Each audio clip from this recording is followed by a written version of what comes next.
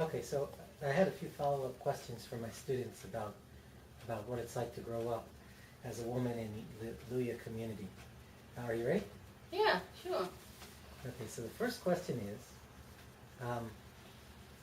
you said in the last interview that boys go through a rite of passage, that is, they get circumcised, and that's how they know they become men. So in your community, how do you know that you're a woman? Like, how do you know that you've gone from childhood to adulthood?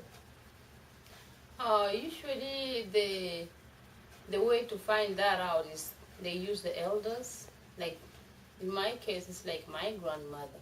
She always like knew that, oh, in my 20s, she knew that maybe it's time for me maybe to move on. So she could like sit me down and like try to educate me, tell me what I'm supposed to do in case I get married, like how to handle myself in case such a time comes. So we usually use the elders. So grandparents like play a role in that. Okay, and my next question is, we've heard in class about the female circumcision that the Maasai and other communities do. What does your community feel about that, to the extent that you can speak for them? My community, as you know, they don't do female circumcision.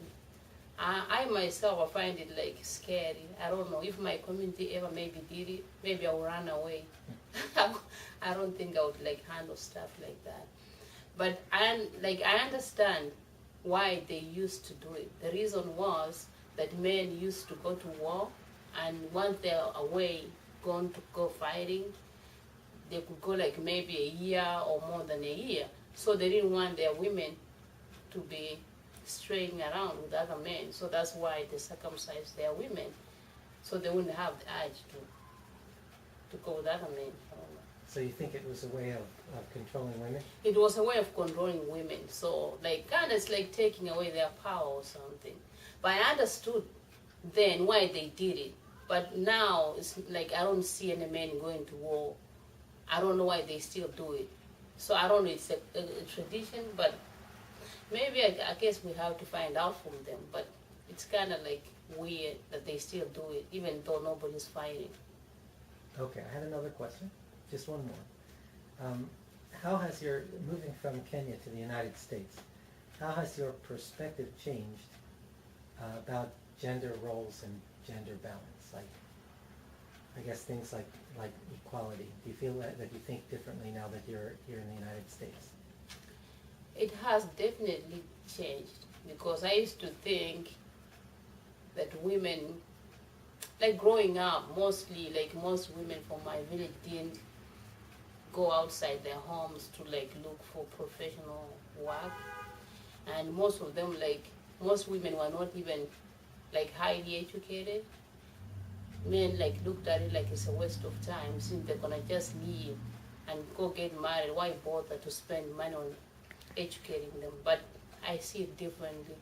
If I had a daughter, I think I would let her go all the way, even get like PhD or educate herself beyond, you know. I think it's something good. I just thought of one more question I wanted to ask.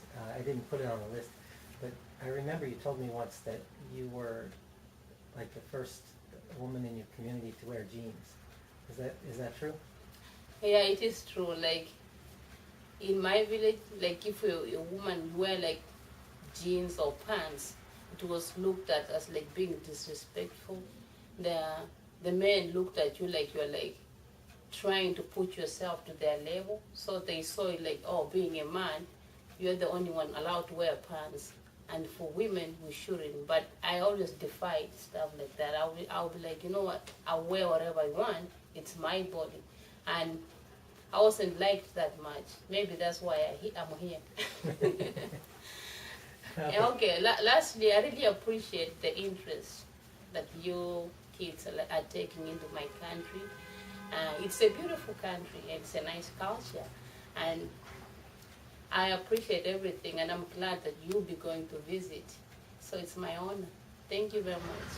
Thank you. And if you have any more questions, just let me know, answer them as to my best.